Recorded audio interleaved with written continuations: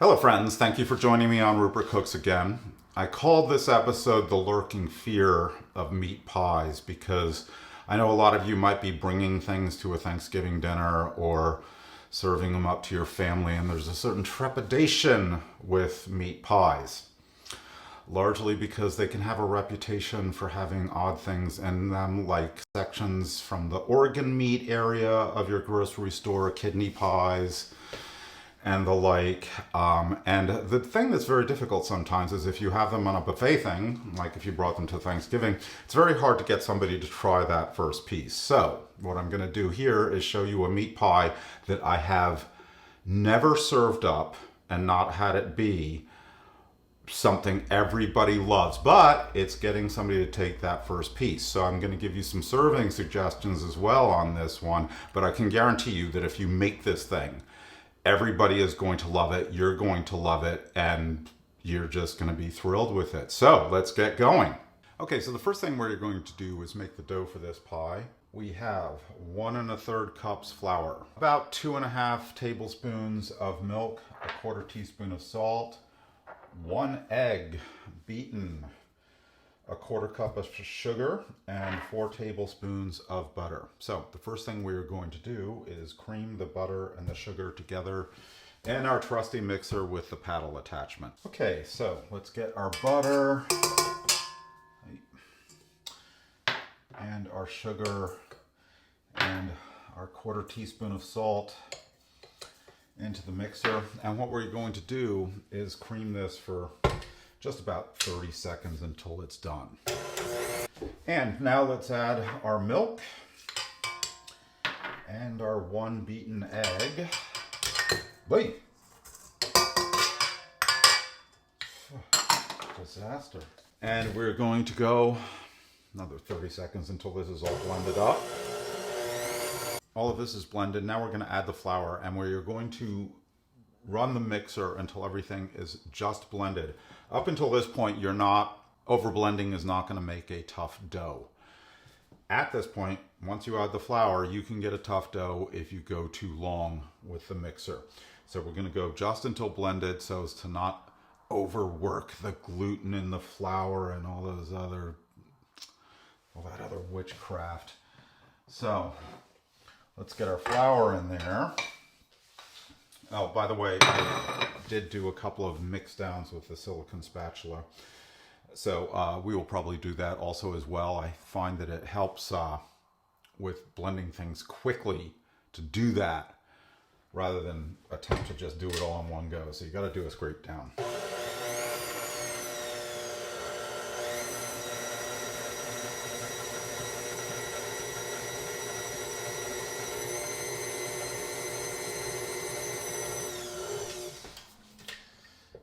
That's good. And now we're going to just hit the sides, aggressively with the spatula, just to make sure we get this all mixed together as rapidly as possible so as not to suffer the fate of a tough dough. God forbid.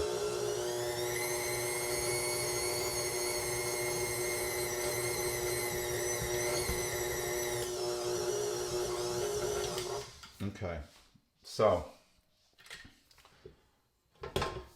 the second this starts to come together, you can see that there, that's when you stop. There is no point in going any further with it than that.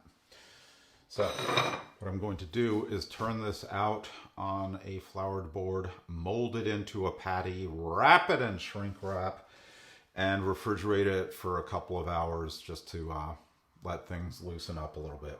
Okay, so I'm melting 4 tablespoons of butter in the pan, and I'm going to list these ingredients both in the comment section and as I go here because they're kind of extensive. So the first thing to do is I'm going to add our onions,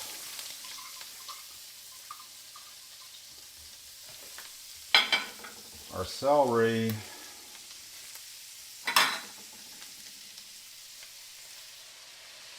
and our garlic. And we're going to go until these are all wilted which should be around 4 minutes or so.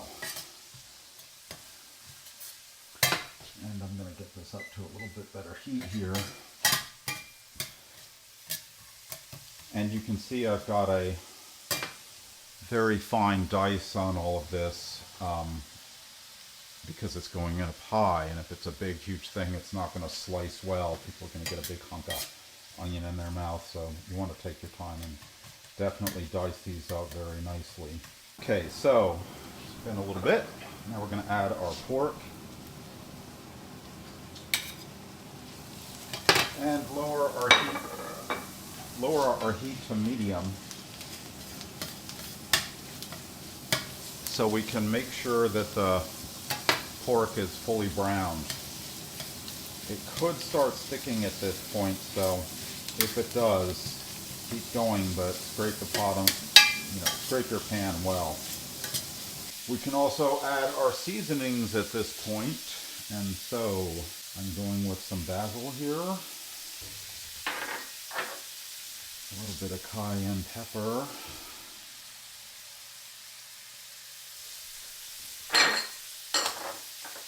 some black pepper, some thyme.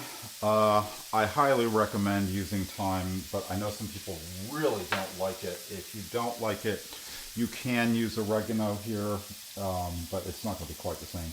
Some salt and some paprika.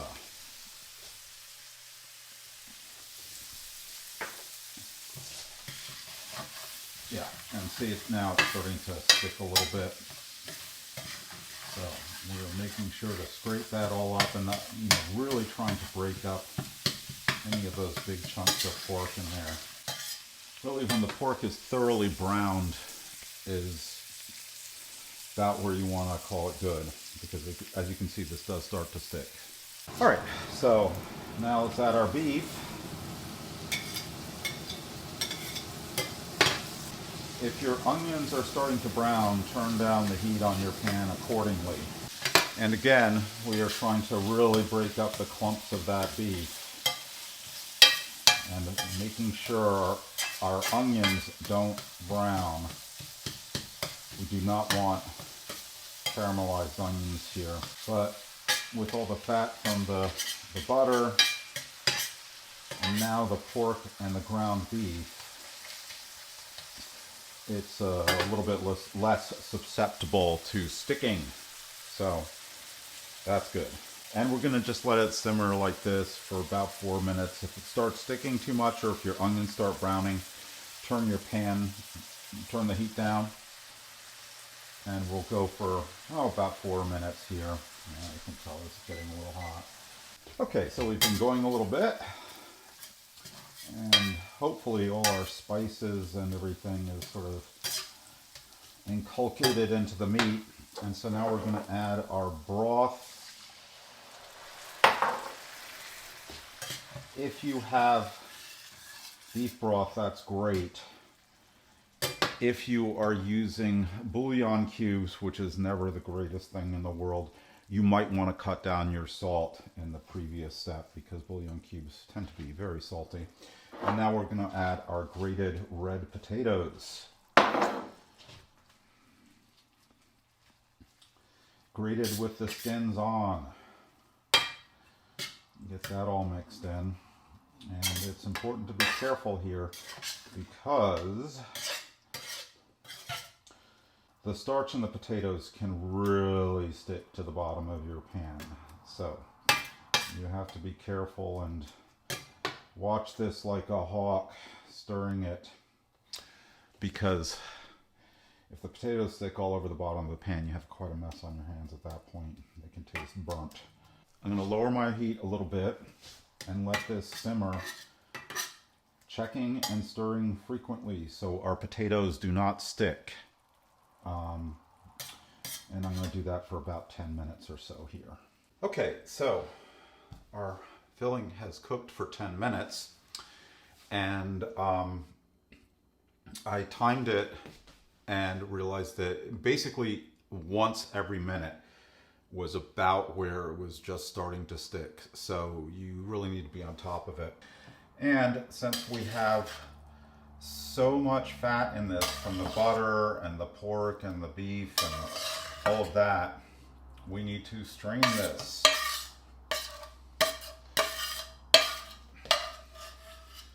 So I'm just putting it in a strainer set over a bowl.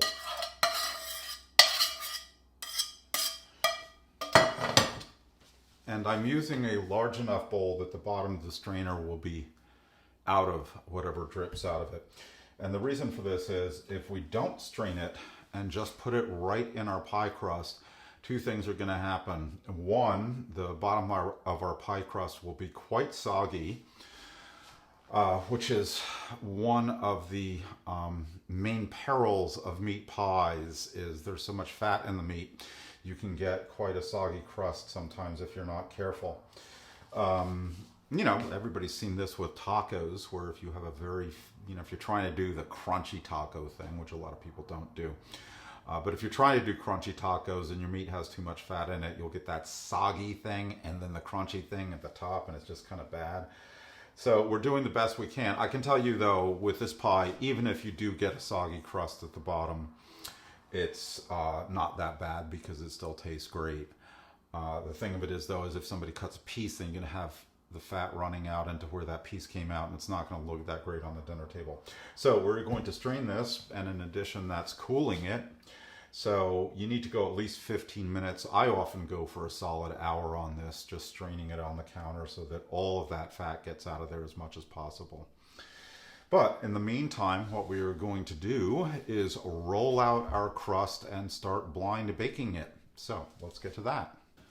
Okay, so we have our dough. I'm going to be using one of these 9.5-inch Pyrex pie pans. The reason for that is, you know how much I love the loose bottom tart pan, but that's not that great here because of all the fat in the meat and everything like that. You can have a leak, and if you do, it's going to be hard to bring it to your friend's house, hard to serve it for Thanksgiving on your fancy tablecloth and all of that sort of thing. So a pie pan like this works very well. You can also use a cake pan. That works exceptionally well.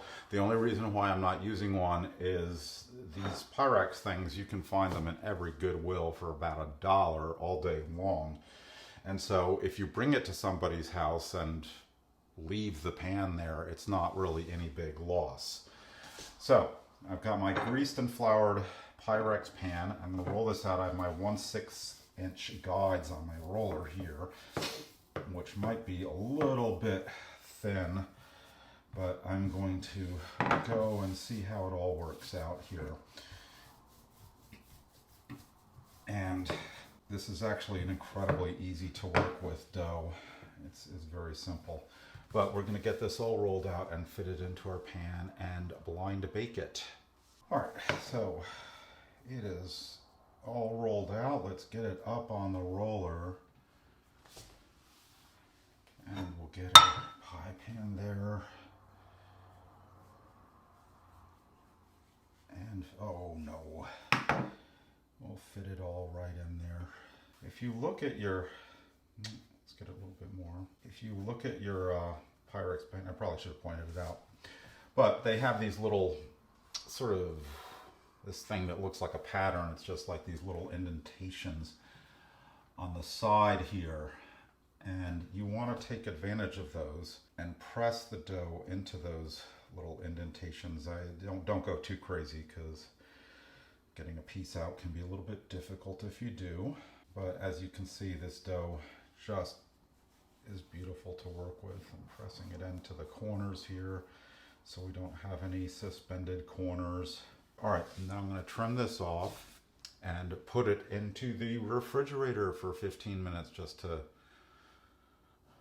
have it waste a little time, let it relax a little bit. It always helps. So let's do that, and we're going to start preheating our oven. Okay, so our crust is all trimmed up. It's been refrigerated. So now we are going to blind bake it, and I'm going to put in some parchment paper, pour in our weights, Get them into the corners. Make sure you do that. Our oven has been preheated at 350 for some time now. We are going to bake it for 20 minutes with the weights in it. Then we are going to remove the weights and bake it for 15 minutes more. All we are trying to do is get the bottom done in that. We are not trying to get it a golden brown. So let's put this in and we'll go take the weights out, go again, bake and bake and bake. So while all this crust of baking is going on, it's a good time to make the cheese topping. At the start of this, set out a 8-ounce package of cream cheese so it's softened. So I have an 8-ounce package of cream cheese in here and 3/4 of a cup, 3/4 of a cup of heavy cream, 3/4 of a teaspoon of oregano, 3/4 of a teaspoon of thyme. If you have fresh thyme or oregano, that works even better here, but you might want to double the amounts because it's not dried. So, you know, I would maybe go with a tablespoon of oregano and maybe 2 teaspoons of thyme if I was using fresh, something like that. But those work even better. I don't have that right now, so I'm just going to go with this. And we are going to go slow because this is quite sloppy. And all we're trying to do here is get this blended together into a consistent thing. Okay, so now we are in for final assembly. We have baked our pie crust with the pie weights on and then off. And the crust is just dry on the bottom. You can see how much our meat has drained here. And now it's cold. And this is about where our cheese filling should be at. You need it smooth because you're going to try and lay this over the top of the whole thing. So here is our pie crust, and you can see our bottom is not brown, it's just dry at this point. So we are going to just put in our meat filling.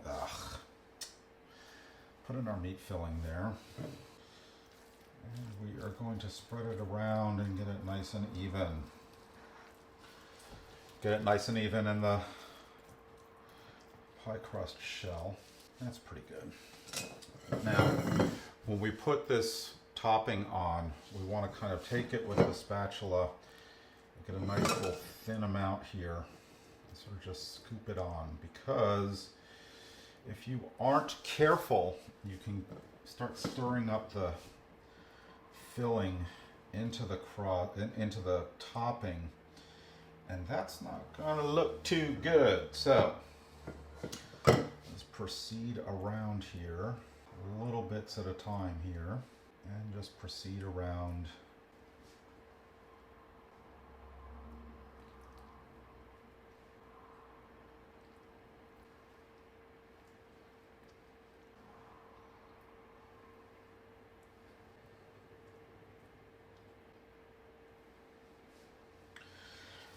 And I'm trying to get it all the way up to the edges there so that hopefully it restrains the tendency of the filling to bubble up and then start getting on top. Okay, and there we go. Our pie has a nice little golden hue to the top of it. The crust is a dark brown, not burnt, which is important. And I can promise you that if you serve this, people are going to love it. But if you set it out on the Thanksgiving buffet or table or whatever, nobody's going to dig into it like this because they don't know what it is. So this is where I was going to go with the serving suggestions. For one, I would never set a pie out like this. I mean, if it's a cherry pie or an apple pie, people can see that. And if you did some lattice work on top of the cherry pie, maybe you don't want to cut it because it looks all pretty, but nobody else is going to cut it because they don't want to mess it up, and that's just how people are about it. So if you set it up, with that kind of thing, you would have people look and then give it a cut after a little bit. But with this, nobody's going to want to cut into it. So if you serve it like this, a good thing to do is have it pre-cut. But then people still don't really know because people are scared to get the first piece out because they can screw it all up. So what I often do is cut it, and if I haven't served it to the crowd I'm with, I will put one piece out on a plate. So then they can just take it or whatever, or serve them all on plates or whatever. Do something like that, because then people can see what's in it, and they don't have to worry about screwing it up when they get it out of the pie tin or Pyrex. The other thing that you can do that I have done before is roll the dough out and put it in a cupcake pan and make individual little meat pies. I didn't do it this time because it's extremely tedious. You have really added a lot to your time there, because you have to put in a little piece of parchment paper and then beans, and then do the blind baking of the crusts that way, and it gets very tedious putting that all in and everything. But if you do that, that works well, and that's what I've done when I've served this at parties where I know it is not a sitting around the table situation. In other words, it's a cocktail party and people are sitting at couches or something like that. People don't want a piece of pie to balance on their knee while they're sitting on a couch. They're a little bit nervous about that. So if you have an individual little bite-sized thing, everybody's going to take one. That works well too. But for sit down, slice of pie works perfectly well. You just have to get people, and I can guarantee you the first person who takes one piece and takes one bite, then it's going to spread like wildfire, because this is just one of the best things that I make. And I make it pretty much for the holidays, and for Thanksgiving, I pretty much always bring it. But at any rate, I really hope you enjoyed this episode, and thank you for joining me. And I hope you give this one a shot, because it is a little bit long to make it, but it is absolutely fantastic. I would be shocked and amazed if you didn't love it. But I will see you on the next go round for more lurking fear of the meat pie. See you next time. Thanks for joining me.